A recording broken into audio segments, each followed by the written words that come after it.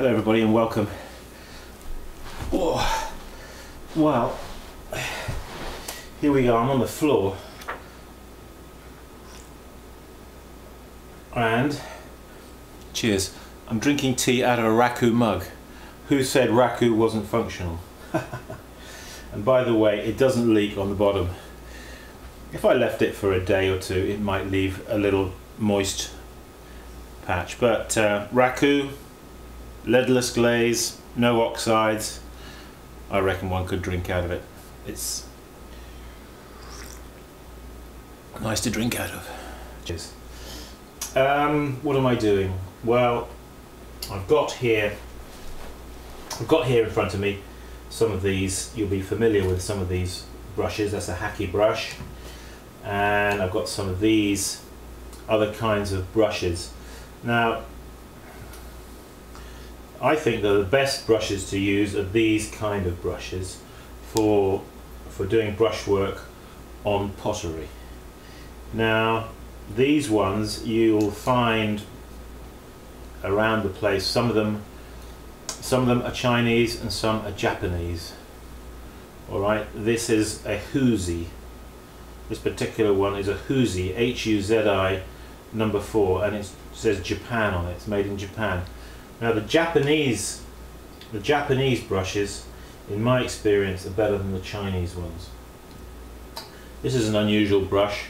This is a homemade one, not made by me, but one that's got a tail.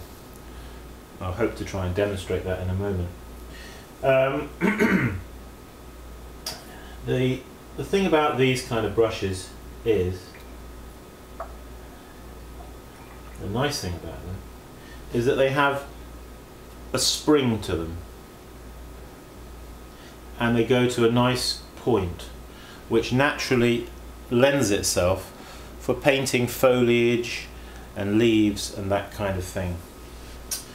So now it's useful to have maybe 3 sizes of these: a small one, a medium one, and a bigger one. That's more than likely all you'll need.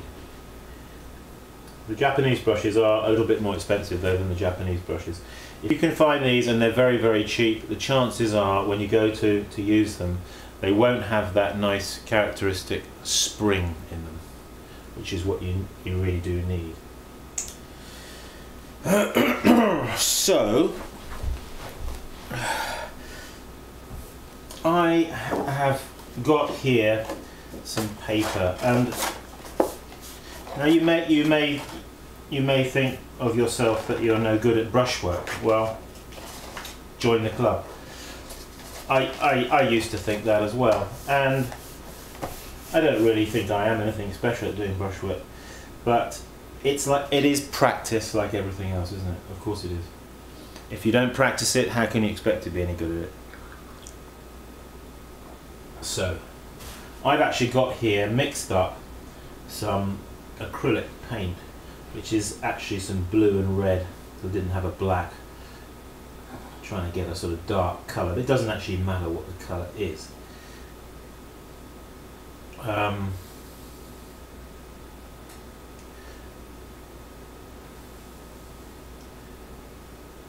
So I'm just getting this into a brushing consistency, and that's something to bear in mind. You need to get the right consistency. Now this might be, we might be here brushing with iron oxide or cobalt or copper carbonate or something like that. Well, you need to get the consistency right. You can't just put the pigment down there, slap a brush in it, and expect it to, you know, you've got to work it into a nice brew. A nice brew. So, the other thing to bear in mind is, if you're going to do this kind of painting, and I'm really doing this not because I want to do paintings on paper. I'm doing this as practice for doing it on a pot. You just, of course, when you're painting on the surface of a pot, if you're painting onto the glazed surface of a pot, it will be powdery, and its absorbency will be different than paper. You just need to bear that in mind. Now what I want to do is do a bit of practicing. You see, now we need to do is get to know the brushes. That's the important thing. Get to know them. What you can do with them. If you don't practice, you'll never know. And if you're practicing on your virgin pots that you've just made, and you're using them as practice, well, you know, you're going to be making some mistakes, aren't you? Now, some simple designs that we can practice might be just doing a simple flick of the brush, like that. And you'll notice that it has a wider point down here, and then it goes to a tail. So it's a case of depressing the brush like that, and then lifting it away. But you have to do it in such a way that you get a little bit of a flick to it, you see.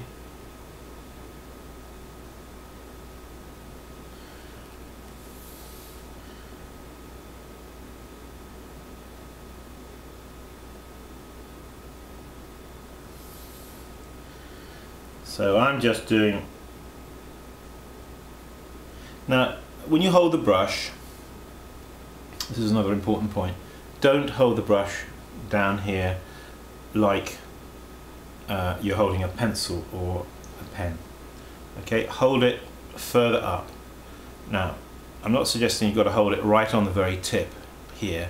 A lot of Japanese and Koreans and Chinese probably hold the brush something like this. I'm suggesting perhaps you hold it halfway. You've got to remember that the Japanese and probably the Chinese, they learn to write with a brush. They don't learn to write with a hard implement such as a pen or a pencil. They learn to do their writing with a brush. So, learn the flow of the brush.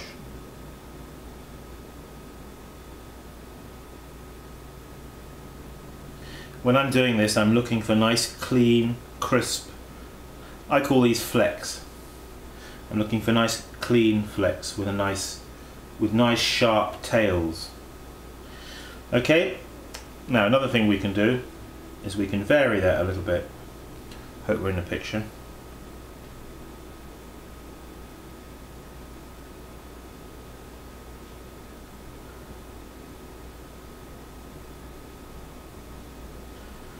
Okay.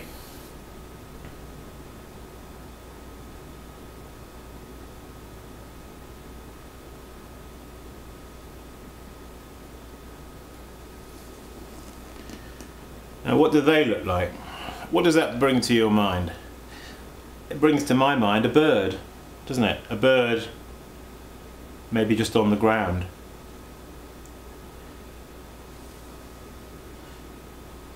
To that very simple fleck, with a finer brush, one could add some legs. Let's add some legs to these flecks.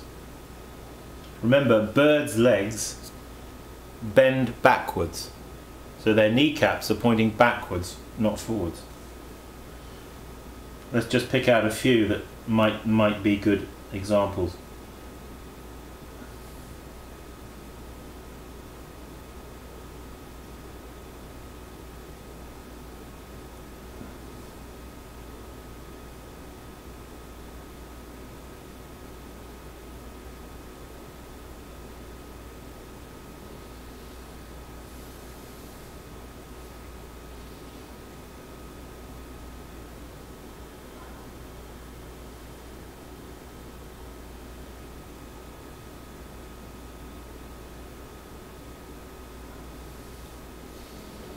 So I'm adding some legs here.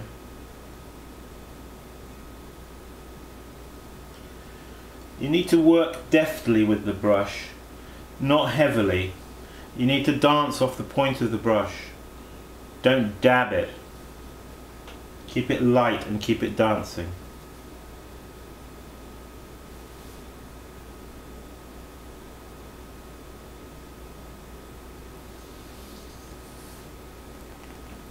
There we have a few legs added to the flecks.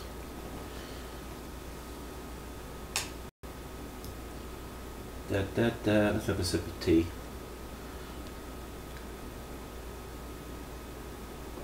So, Another thing, of course, that these brushes, they can, sometimes I think of them as like as fish.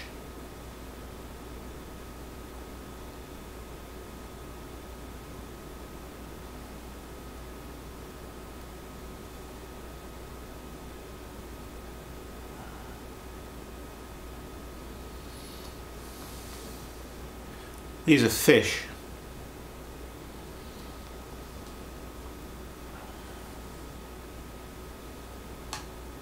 It looks like a fish maybe that's been caught by a fisherman.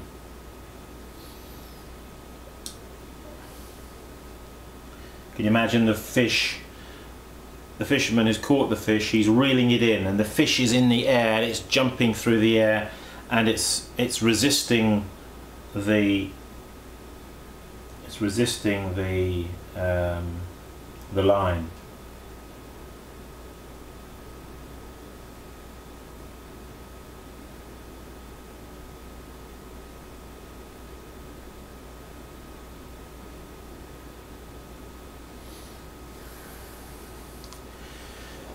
Put some little lines in there. That's the fisherman's line, you see. But maybe you might say, well, it's a fine fish, but it hasn't got a tail. So we better add a tail of some description. A tail fin, I should say, shouldn't I?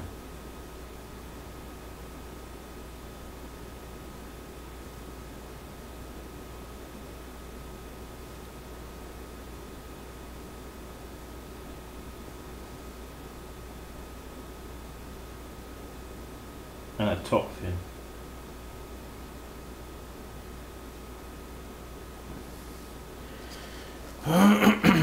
So now there's a thing that's one what we could practice. And that is hang on a minute. Actually, I really want something hard to lean on, but I haven't got it here. Never mind.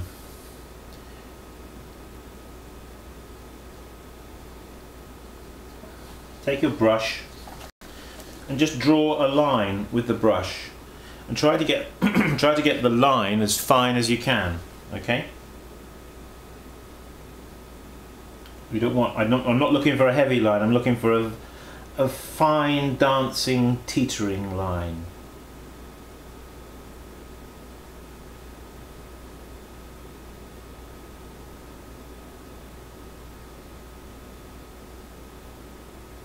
Now, if the line breaks, don't worry about it, because a broken line has got more liveliness about it than a solid line.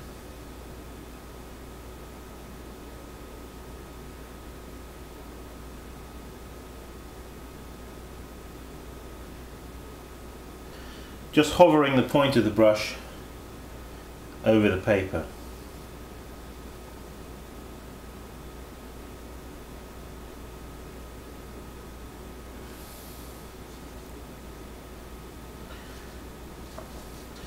If you're drawing, or not drawing, but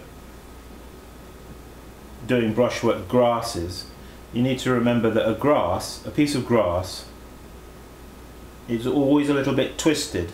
So when you look at a piece of grass, you'll see it from one angle, and it will appear thin and then thick and then thin again. So we push the brush. We start a fine line and then push it and then lift it off. Let's see if we can do that.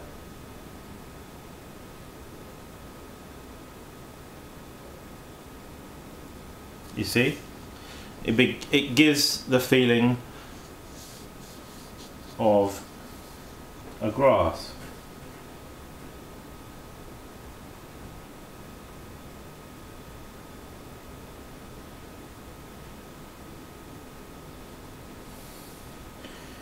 Try and get a little bit of speed in what you do, and then you'll get a termination that is more finer and pointed.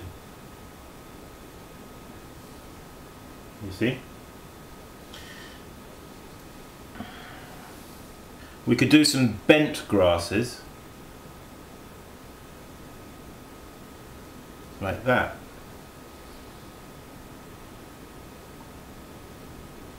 Start fine and then depress the brush and then lift.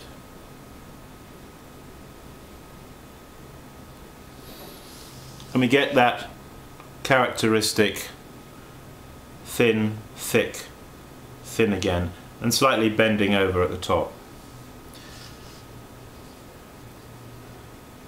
So practice your lines. Don't worry about a broken line. Get the feel of your brush. Before we finish, I just wanted to show you another brush that Jennifer gave me. I'm going to try and demonstrate this. This is the brush I was telling you about with the tail. It's actually a very, very nice brush. Let's play with it and see what happens. Oops.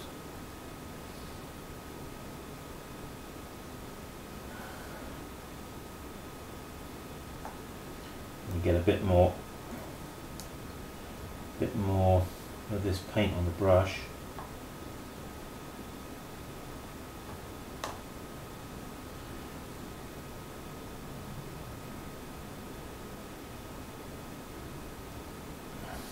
Isn't that cool?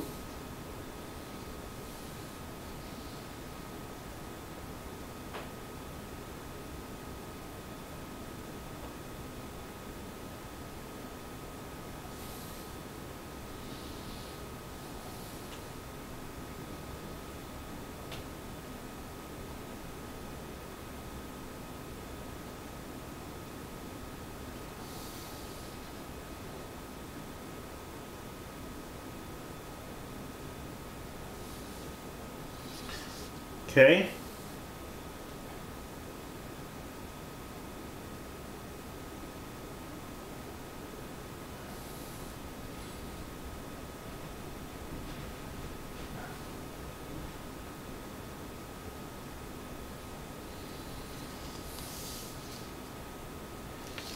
That's done with one of these brushes with a tail. Anyway, I'm trying to do a bit of practice here. And I encourage you too, if you've got some brushes, have a go at what I'm doing and get to know your paint brushes. Okay, on that note, one more swig of tea and then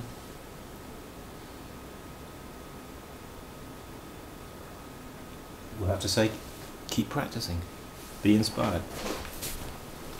To transfer all these, what we're doing here, you see, getting to know the brushes so we can apply it onto our pots. It gives us a little bit of confidence. Bye now.